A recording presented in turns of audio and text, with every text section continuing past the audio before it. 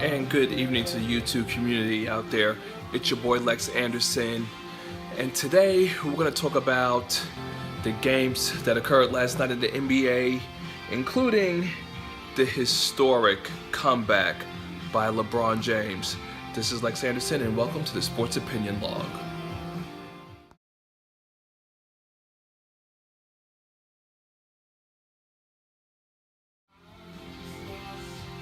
And once again, good evening to the YouTube community. I went to the New York International Car Show on Wednesday, so I will be adding those pictures to my video for your viewing pleasure. I hope you all enjoy them. I'll try to add them at the end too, but we're just going to start the show off with a car or two.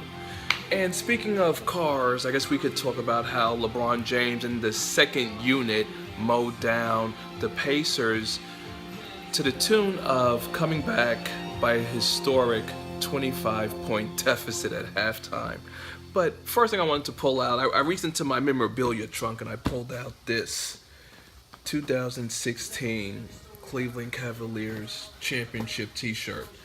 You know I got to stay with the official merchandise of the NBA, official locker room authentic edition. And basically, I will just drape this over myself right now because it reminds me of something. It reminded me of what the marketing ploy was for LeBron James when he came to the NBA. We are all witnesses. How many of us remember that? We are all witnesses. And I ain't gonna lie, I scoffed when I saw that ad. Like, witnesses to what? And here we are now, 2017. LeBron James has been to 6 straight NBA finals. He's the NBA champion. He came back from a historic NBA finals 3-1 deficit to win a championship, which was done for the first time in NBA history. For those of us that want to still hate on LeBron needlessly, what more do you want than taking down the defending, at the time, Golden State Warriors, coming off a 73-9 season, and you go into their house,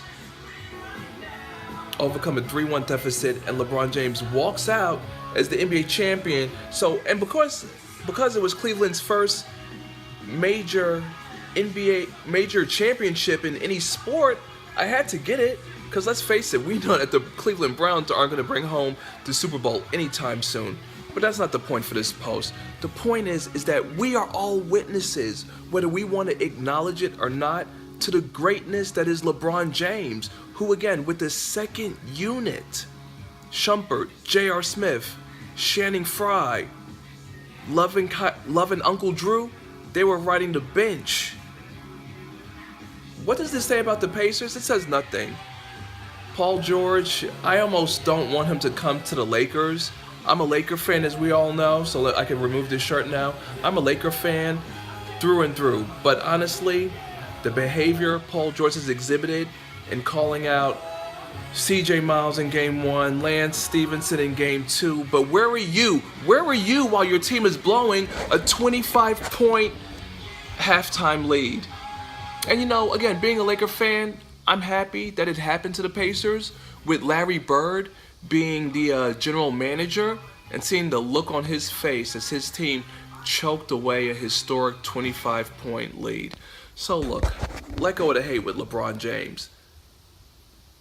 The man, I ain't gonna say living legend. I'm not gonna give him living legend yet, but again, he did knock off Kobe to take the number 3 spot in playoff points last night. We all know the stats already, right? 73 points he scored or assisted on.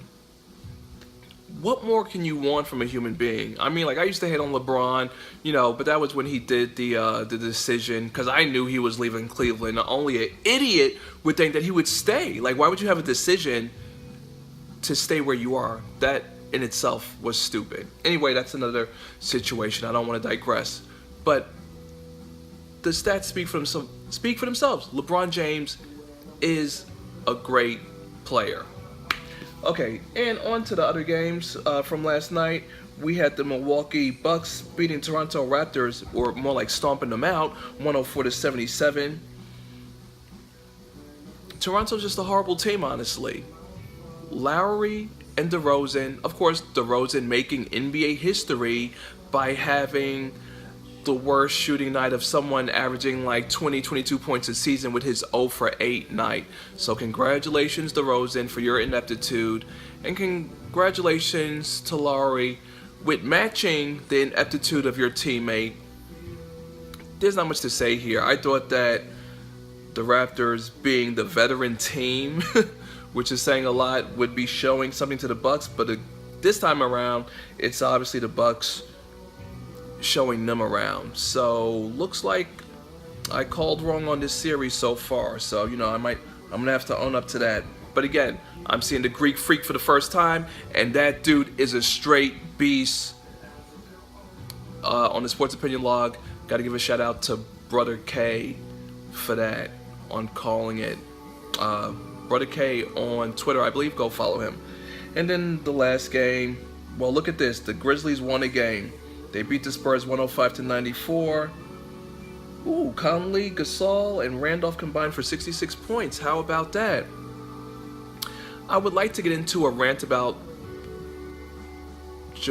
Marcus Aldridge not being a superstar, not being a valid replacement to the legend that Tim Duncan is, or was since he retired, and I'm not even a Spurs fan.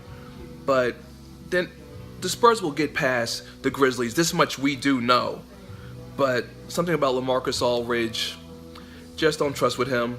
Pop wants to pull his guys through the third quarter and put them back in when there's a 12-point deficit. I mean, like, what was he expecting? Them to lead a comeback the way LeBron James led a 25-point deficit comeback?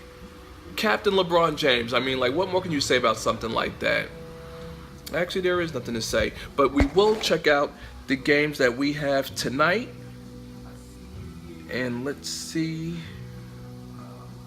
what we have. Excuse me, I'm just tabbing back and forth. Got lost there. Okay, 7 o'clock, we got the Bulls without Rajon Rondo and that broken thumb against the Celtics. Can the Celtics turn it around tonight? Will this be the night that the Celtics turn things around? I don't know. Speaking of, and of course, the Celtics are also the first team being ranked number 1 to face a 2-0 deficit against an 8th-ranked team. Pretty big. And then we have OKC against the Rockets, who also have a 2-0 lead.